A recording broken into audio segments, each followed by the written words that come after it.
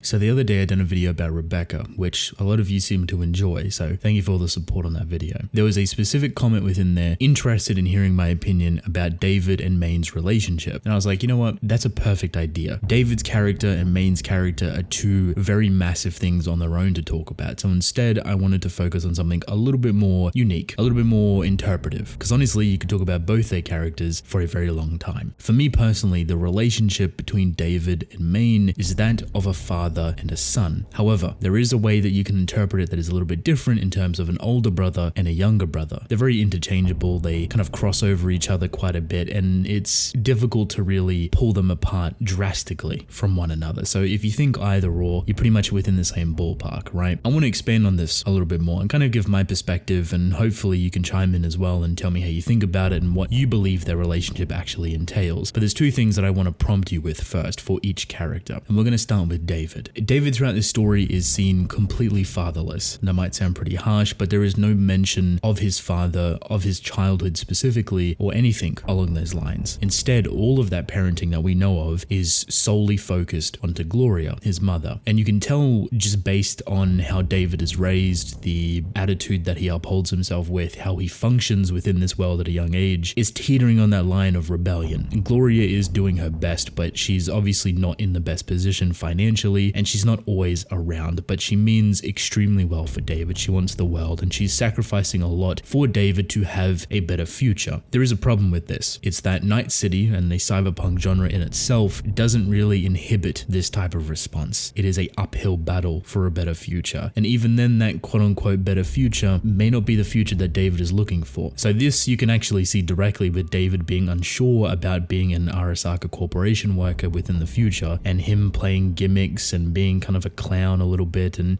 being rebellious, going through that teenage phase and having fun with his life, but also feeling very disorientated, mostly because the actions that he gets into has consequences for his mother and makes her upset, and she's really trying her hardest. And David's not a heartless individual. He sees it, he tries to fix it himself to realign in a position that will make his mother proud, but ultimately more things start to happen and they create a snowball effect, right? Obviously the gaping difficulty within here is that David's father is completely absent. Every issue or problem that David has when it comes to potentially his anxiety or how he thinks about the world or how he might be bored or kind of going through this rebellious phase, his mother being so busy and doing her best, a lot of this would be filled, healed, or even just balanced out a little bit better emotionally, mentally even, if his father was around. The fact that it isn't, nor even played upon, is kind of meant to be proof in itself that David is struggling for this guiding hand. His mother was that, but when she ultimately passes away within this very horrific accident, he now has no one. He's never been raised by his father, from what we know. His mother done everything for him and was the brightest point of his life, this piece of positivity. When that's brutally taken away from him, it spirals into loneliness, into a wandering state, a search, a seek for something much greater, and he's lost for a long period of time. He's confused, he's upset, he's depressed, even all of these feelings of abandonment that he had potentially growing up, you could say, which has accumulated into the personality that he has, how he responds to his mother, but also the tapping of his leg, specifically, the anxiety, the need to be doing many different things and going on his own path, if that makes sense. See, the story doesn't actually give this to you. It's more of just an implication because his father isn't there, so it's completely my own perspective, and I could be viewing this entirely wrong, but it makes for an interesting conversation. Where David ends up without his mother is alone, searching for companionship, a family. And this is where we enter the second prompt with Main. Main is a very interesting individual. He is a guiding hand, similar to Gloria, David's mother. However, the way he does it is obviously more gang affiliated, but he treats his gang like a family. Even though Night City echoes this idea of never trust anyone, don't even trust your friends, don't even trust your family, Main has no concern with this. He's massive and stoic and brave and really just stands out, to be honest. He's not scared of anyone. He does whatever he wants and he takes care of his own. And he pulls David under his wing directly, forcefully. At first he was a little bit hesitant, but David was willing to prove his worth. He was willing to find his own way, and thanks to Lucy and that whole integration, it starts to work. Originally it was the conflict with the Sanderviston, but then it turned into a utility, and then it turned into a friendship, an understanding, and they bonded quite easily, quite effortlessly. There's a reason why I think they actually bonded really well. On one hand, for David it's pretty obvious. focus. He was missing that guiding hand. He was missing that motherly figure, which has now been replaced by Mayne, who is now more of a father figure, which he never actually had. This works perfectly with how Mayne structures his group, how he treats people. He's very open and friendly and kind and treats David well. He gives him a home, but more importantly, he gives him a new purpose. As they grow over time, you learn more about Mayne that opens up to the idea of fatherhood and a son, and these two linking in a way that can be viewed as such. See, Mayne's story is tragedy at its finest. He is on a one-way trip to death. This is given to you thematically, symbolically, emotionally. It's teased quite a lot throughout the show, and when you see these flashbacks of him running across this desert road, when it comes to that final time, the final moments of his character where he's losing control, we always flash back to that desert road. What he's seeing, what he's visualizing, the future, the desert abyss with nothing in sight, nowhere else to go, the end of the road, symbolically, thematically, but literally. He experiences this moment, a very intimate, very personal moment for himself with David. This in itself is proof of their bond, their trust, their companionship within one another. Even within this super psychotic state, this out of control motion, there's pockets of clarity that Mayne goes through, where he reels himself back for a singular moment to be super aware of himself and his surroundings, but knows that he can't break out of it or break free. He expresses this to David very personally, as a father would to their son, to continue moving forward, to continue running and searching for his dream, to not allow this situation that Mayne's currently going through to stop him. Personally, I took this as a very prideful moment, that Mayne was so incredibly proud of his son, the person that he brought in under his wing and raised him, basically, to be the young man that he was. And seeing him outlive this moment, even with the Sandevistan, even with the difficulties of Night City, it's something that Mayne echoed through David time and time again. To run, to fight, to not die for something worthless. You might notice something within these two prompts. David's situation with his mother and when she passes is almost identical to Mayne with his passing. When Gloria passes away, it is sudden, it is harsh, and David doesn't really have a time to accept it, to grieve even. But his mother kind of indirectly passes on something to him as some sort of legacy, which would be the Sandevistan. It's not directly, it's not something that she was ever going to give him, but it's something that he takes as a memento even. That Sandevistan was connected to his mother in some way, shape or form, so he took it and made it work. The exact same thing happens with Mayne. Mayne's death is spiraling, but it happens so quickly, so rapidly, and David is only there for the final moments. He sees the decay of Mayne, he knows about it, but he never thinks the worst is going to happen until it actually does, and within the face of cyberpsychosis, it's going to bring back a lot of those harsh memories. Mayne also indirectly leaves a memento for David, which would be his hands. These massive metallic busted hands that Mayne was so proficient in using, and the next time you see David, he's fitted obviously with the Sandevistan. He's much bigger and bulkier, which is what Mayne told him to do to even get that much chrome on his body. And Mayne himself said that he would pass down his hands to David like a father would to a son, to continue that legacy forward. So when you see David, that's exactly what he has. He's bigger, he's bulkier, and he's got Mayne's hands equipped. For me, David and Mayne needed each other. They filled voids that potentially they didn't know about themselves, that were created by other exterior things that we couldn't necessarily see throughout the story. I think you can see a glimpse of that through the interaction of their characters and how they quickly become closer and affiliated, and honestly it just shifts from being this very new greeny kid within this gang to being a companion, a family, a friend, a son to Mayne, and a father to David. And almost like it fits too comfortably, and that is the reason why it progresses that quickly, is because they might have needed each other more than they would have realized. Which, when you take into consideration this entire conversation, the ending between them feels more saddening, feels more heartbreaking, that now they are losing a part of themselves again, that they're going back to this grieving point, to this echoed decay that's somewhere within themselves that is no longer being filled by each other. As tragic as this is